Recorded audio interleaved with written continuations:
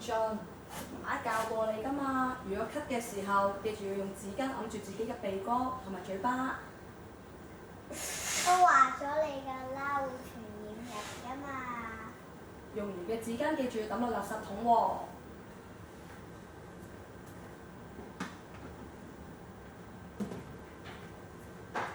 翻嚟要清潔翻雙手啊！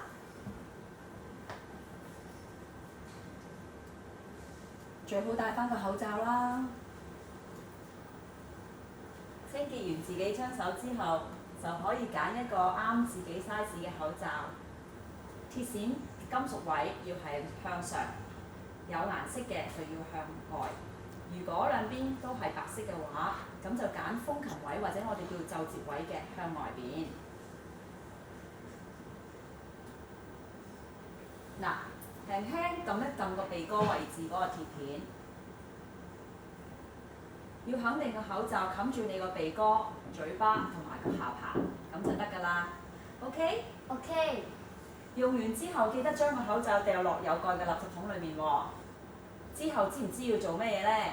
清潔雙手。叻仔！